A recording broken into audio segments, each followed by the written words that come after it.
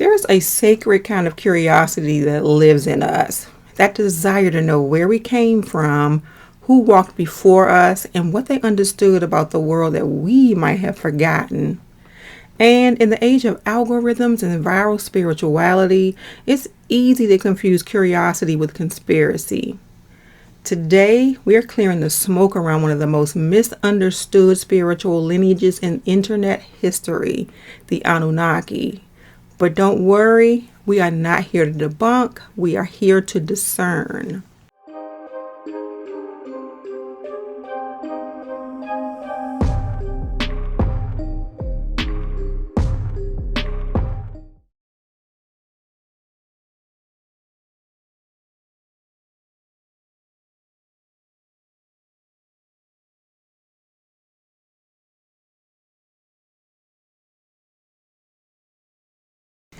What's up, Rooted Collective? Welcome back to Awakened and Rooted, where the veil is thin, the vibes are deep, and the stories will make you question everything.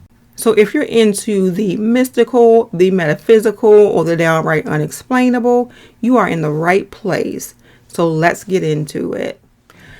Let's start with the version of the Anunnaki you've probably seen online. In this story, the Anunnaki are an ancient alien race from a planet called Nibiru, which supposedly enters our solar system every 3,600 years. They came to Earth to mine gold to repair their atmosphere, got tired of the labor, and created humans as genetically engineered workers. Then they left, or maybe they're still here, depending on who you ask. This story is usually served up with pyramids, old carvings, and some ominous music. It feels ancient, but it's not. This version comes from Zecharia Sitchin, who published The 12th Planet in 1976. He claimed to have translated ancient Sumerian tablets, but those tablets don't hold up. Not just kind of inaccurate, but completely off. Linguists fluent in Sumerian cuneiform have debunked them over and over. And yet, this theory spread like wildfire because it made people feel in on a secret. And when you're spiritually hungry or historically disconnected, secret knowledge feels like power. Now, let's return to the people who lived this. The Sumerians, who existed around 3000 BCE in what is now southern Iraq, developed one of the earliest languages, cuneiform, pressed into wet clay tablets. In these texts, the Anunnaki were described as a collective of divine beings connected to the heavens, the earth, and the underworld. That name likely means those of royal blood or offspring of Anu, Anu being the sky god. They were not just one god, they were a council, a divine assembly that helped maintain the balance between chaos and order. They were invoked in stories of creation, destruction, judgment, and fate. They had rituals, temples, and songs. These were not some random space gods. They were integral to how people made sense of the sacred order of life. So, here's the question. Why would people reduce sacred, nuanced spiritual deities into alien mining gods?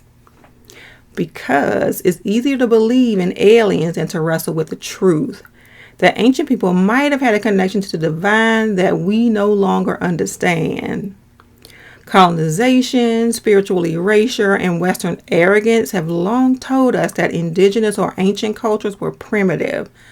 So when we see spiritual systems more advanced than we expected, like the Anunnaki, like Hermetic cosmology, like Dogon's knowledge of Sirius B, we go, they must have had help. They couldn't have known this on their own. And that's dangerous because it erases the brilliance and sacred wisdom of people who walked this earth long before modern science caught up. One of the most repeated parts of the alien theory is that the Anunnaki came to mine gold. But in many ancient traditions, Sumerian included, gold wasn't just a currency, it was a spiritual metal, a divine element. In metaphysical traditions across cultures, gold symbolizes incorruptibility, divine light, sun energy, and the eternal soul. So when temples were built with gold or gods were said to shine like gold, it didn't mean they were greedy. It meant they radiated divine power. The idea that gold was just for repairing a space atmosphere, yeah, that's a reach. A lot of the proof that you see in Anunnaki alien theories comes from the carvings or artwork taken out of context. A bag carried by a deity becomes advanced tech. A star symbol becomes a spaceship. An eagle-headed figure becomes reptilian. But if you look at Mesopotamian art through the lens of the culture that created it, these images have specific meanings. That bag is most likely a ritual tool. That eagle-headed deity, a protective spirit called Apkallu. They weren't warning us of aliens. They were invoking spiritual protection. So, if the Anunnaki weren't aliens and the Sumerians weren't primitive, then what's the takeaway? Why does it matter? It matters because it shows how easily we can be misled by seductive narratives. It matters because we're in a spiritual age that craves depth, but often settles for drama. And it matters because when we lose the real story, we lose the actual wisdom our ancestors left behind. The truth is, the Anunnaki weren't otherworldly overlords.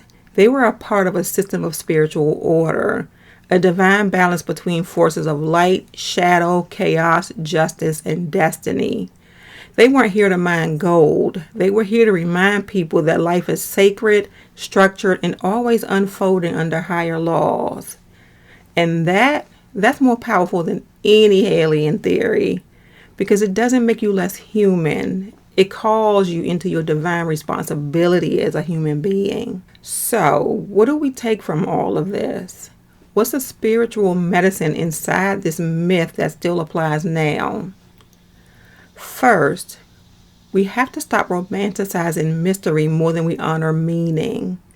It's tempting to fall for ideas that sound deep, but true wisdom doesn't always need to be mysterious. It needs to be lived. The Sumerians weren't waiting on gods to come down in ships. They were aligning themselves with the rhythms of the cosmos. Second, the real sacred knowledge isn't hidden. It's been forgotten. Our ancestors gave us patterns, stories, and symbols. Not because they wanted us to solve puzzles, but because they wanted us to live with intention. They wanted us to remember that we're not separate from the divine. We are part of it. Third, discernment is a spiritual act. We live in a time where everyone's claiming a download. Everyone's decoding something. But real downloads don't bring confusion. They bring clarity. And clarity is what we need right now. If you've been pulled in every direction lately, between astrology, conspiracy, religion, intuition, this is your reminder. You don't have to believe everything you hear to be spiritual. You don't have to reject mystery to be grounded. You can be both awakened and rooted. You are allowed to ask questions. You are allowed to evolve, and you are allowed to leave behind what no longer feels aligned, even if everyone else is reposting it. Because sacred isn't always viral, and sometimes truth doesn't come in trending packages.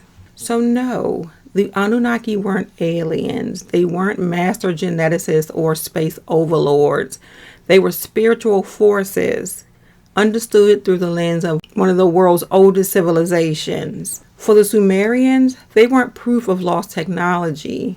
They were reminders of divine order, cosmic justice, the invisible architecture of the universe. We don't need new myths to feel sacred. We just need to honor the old ones properly.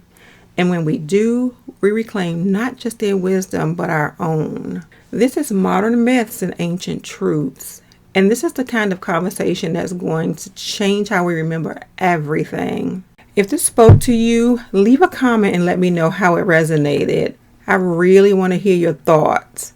And if you're on a spiritual journey and need a space to just breathe, go ahead and subscribe. This channel is for those of us who are awakening, healing, and remembering who we really are. Until next time, stay grounded, stay guided, and stay rooted.